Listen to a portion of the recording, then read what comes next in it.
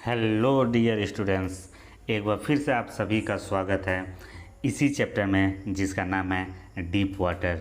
इस चैप्टर को इसके पहले हमने 2 पार्ट में लिखा है, जिसको लिखा है विलियम डगलस ने।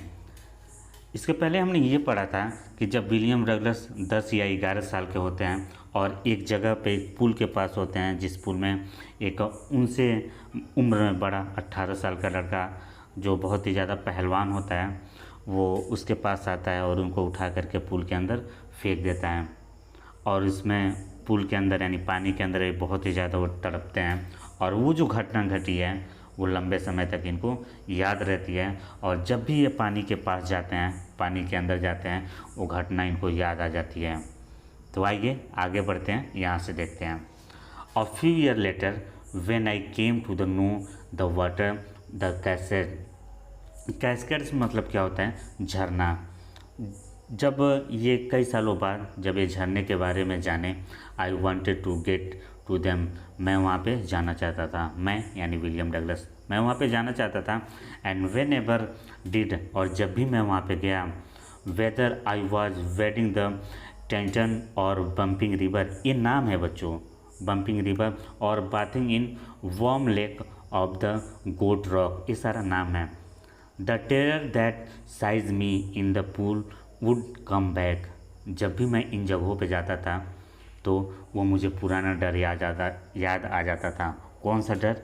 जो वो पानी में डूबे हुए थे, वो डर इनको हमेशा याद आता। जब भी इन जगहों पे जैसे बम्पिंग रिवर, गोट रॉक, वार्म लेक, ऐसी जगहों पे वो जाते थे, पानी वाले जगहों पे जाते थे, तो वो डर इनको दोबारा याद आ जाता था। I would take possession of terror, the terror that size me in the pool would come back, वही डर इनको दोबारा वापस आ जाता था, वही डर इनको सताने लगता था। It would the possession of me completely, my leg would become paralyse, जब भी पानी के पास जाता था वो बातें याद आती थी और जो मेरे पैर होते थे वो पैरालाइज हो जाते थे। Ice horror would gap my heart, और ऐसा लगता था कि जो मेरा हृदय है उससे डर से बिल्कुल पत्थर हो जाता था। This handicap stayed with me as a year rolled by in cannons on many lakes fishing for land locked salmon. अब देखो यहाँ पे कैनन्स हैं और मैनी जो लेक्स हैं, इसका ये मतलब है यहाँ पे कि एक झील का नाम है मैनी लेक, यानी एक झील का नाम है।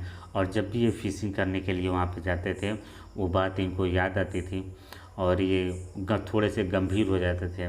बैस फिशिंग इन न्यू हैम्पर्स, और फिशिंग करने के लिए यानी मछलियाँ पकड़ने के लिए जब भी ये न्यू हैम्पशायर में जाते हैं। Trout fishing on the Deschutes and Metolius in Oregon, जब भी इन जगहों पर जाते हैं तब भी वही बातें याद आती है। यानी फ़िशिंग करने के लिए जब जाते हैं तो क्या होता है, वही बातें याद आती हैं।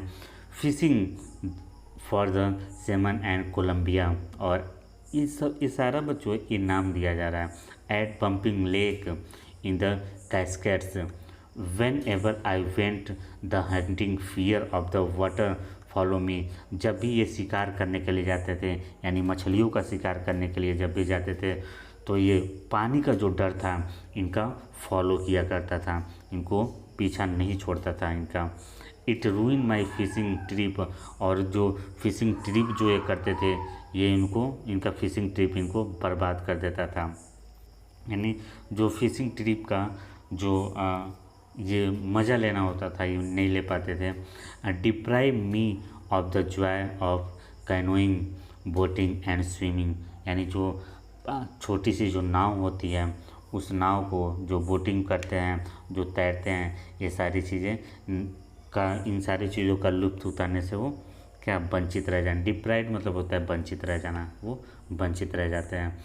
I used to way I knew to overcome this fear, और इन्होंने इस डर पे विजय पाने का बहुत सारे तरीके भी अपनाए।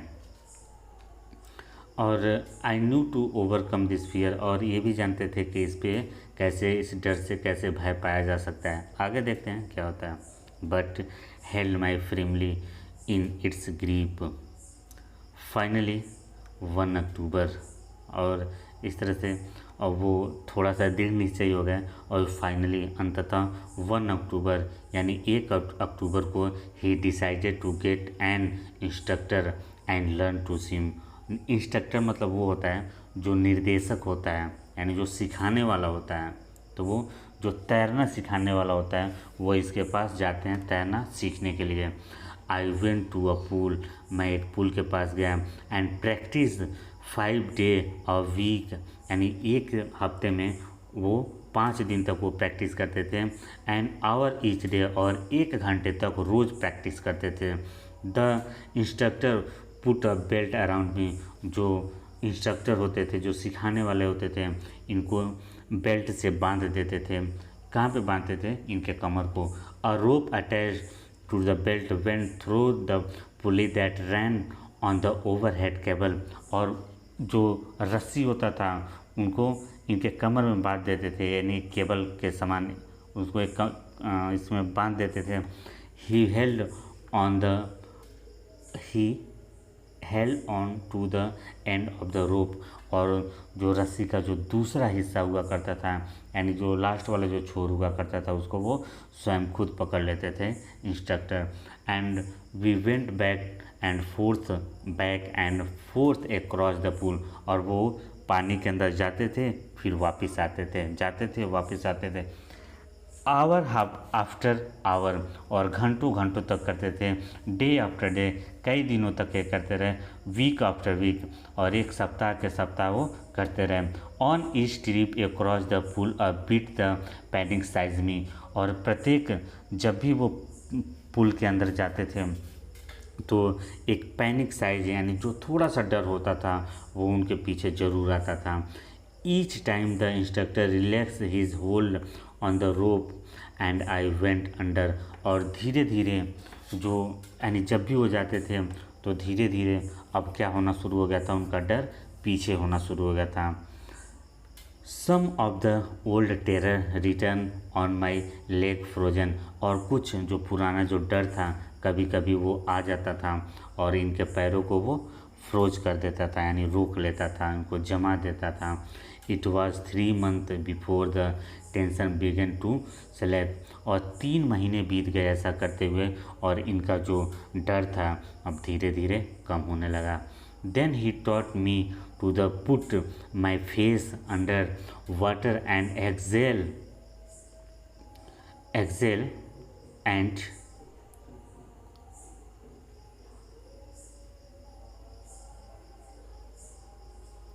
Water and exhale and to the raise my nose and inhale. उन्होंने, जो उनके इंस्ट्रक्टर थे, उन्होंने बताया उनको कि जब भी पानी के अंदर जाओ तो जब पानी के जब बाहर होते हो तो अपने नाक से सांस को लो, और जब अंदर होते हो तब उसको छोड़ सकते हो। I repeated the exercise 100 of time, और इसी चीज़ को, इसी एक्सरसाइज को वो सैकड़ों बार किए, बिट बाय बिट, और धीरे धीरे करके। I set part of the panic that size me when my head went under water, और इस तरह से जब भी इनका सर पानी के अंदर हुआ होता था तो वो ऐसा करते थे। Next he held me at the size of the pool and had me kick with my leg, और इस तरह से वो क्या करते थे कि अब धीरे धीरे वो अपने पैरों को भी चलाना शुरू कर दिए थे, यानी धीरे धीरे वो सीखना शुरू कर दिए। For weeks I did just that, और 1 हफ्ते और भी लगे जब वो करना शुरू कर दिए थे। At first my leg refuse to work, कभी कभी ऐसा होता था कि जो इनका पैर होता था वो काम करने से मना कर देता था। बट दे ग्रेजुअली रिलैक्सड, लेकिन वो भी अब धीरे धीरे ठीक होना शुरू हो गया, यानी अब वो भी अब आसानी से कर पा रहे थे। And finally I could command them, और फाइनली और अंततः इनको ये सारी चीज़ें सीख चुके थे। दज, इस प्रकार, पीस बाय पीस, और थोड़ा थोड़ा करके ही बिल्ट अ स्विमर, वह एक अच्छा स्विमर बन गए।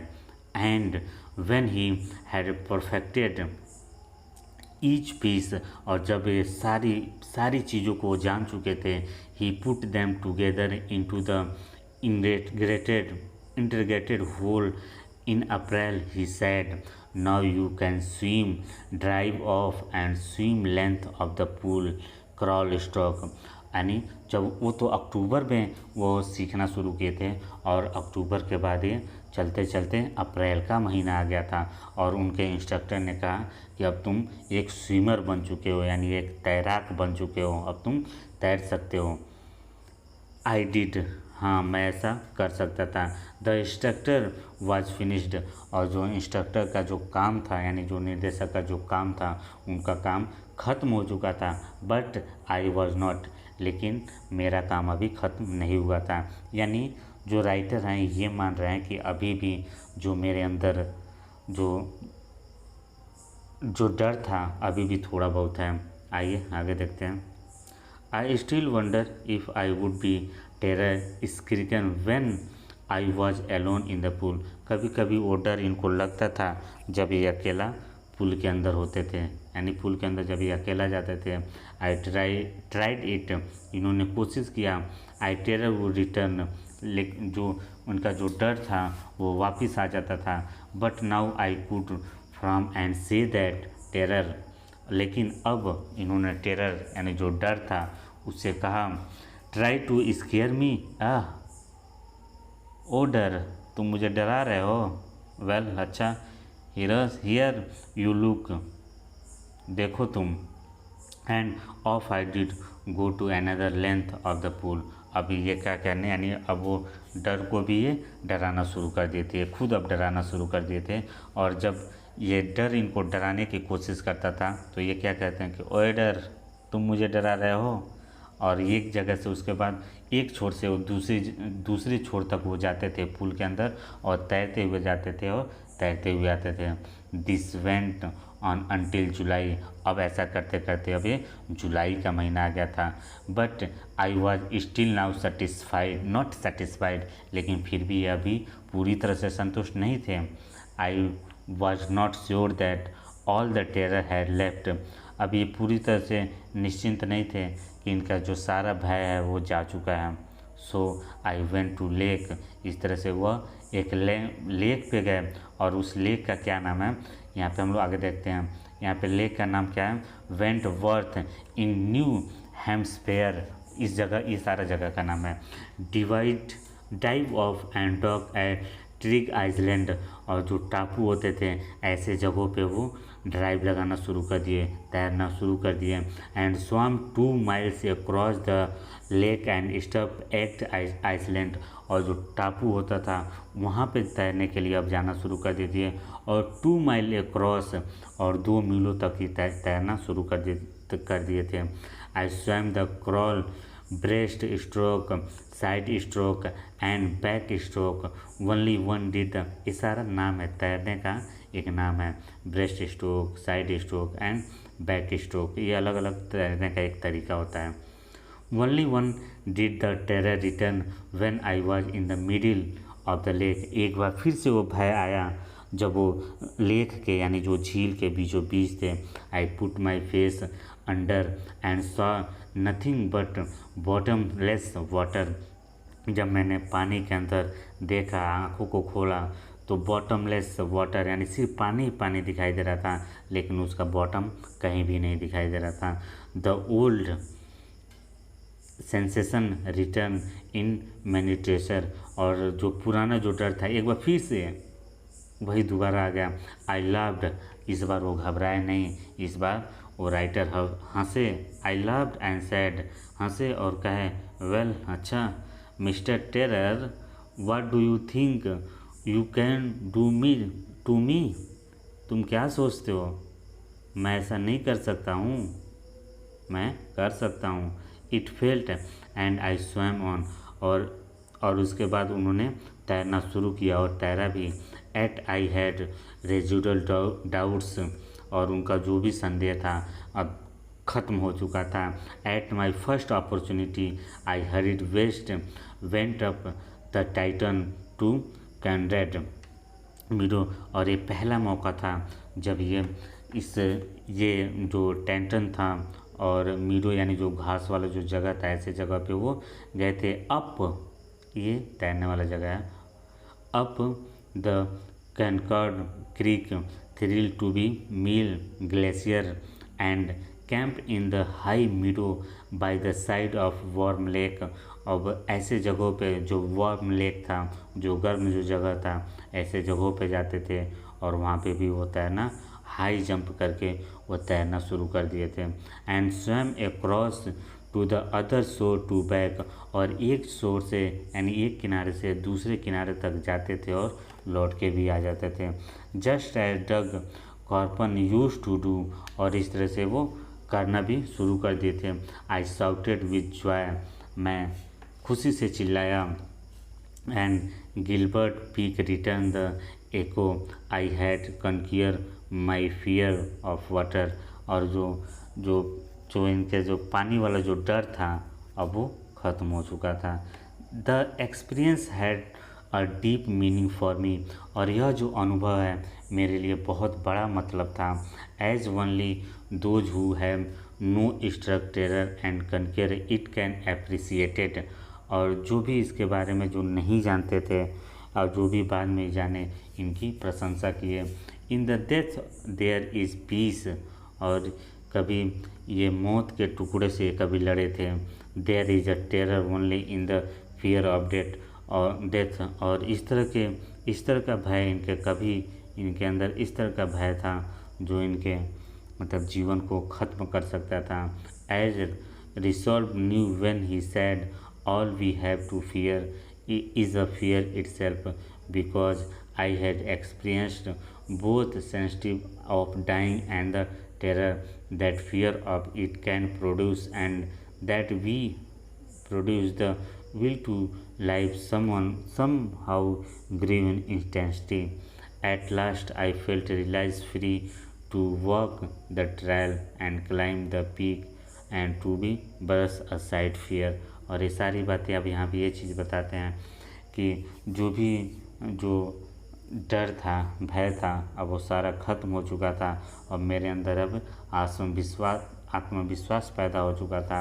एट लास्ट, और अंत में, आई फेल्ट रियलाइज, मैंने यह महसूस किया, free to walk the trial and climb the peak. अब मैं वॉक कर सकता था, यानी मैं इस पर अब चल सकता था, ट्रायल कर सकता था, क्लाइम पीक्स, अब मैं उस पर चोटियों पे चढ़ सकता था, पर्वतों के चोटियों पे चढ़ सकता था। And to brush aside fear, और इस तरह से मेरे अंदर से सारा डर ख़त्म हो चुका था। तो बच्चों, यह था इस चैप्टर का लास्ट पार्ट, और इस तरह से पार्ट ख़त्म होता है। आशा करते हैं आप सभी को समझ आया होगा। तब तक के लिए जय हिंद, जय भारत।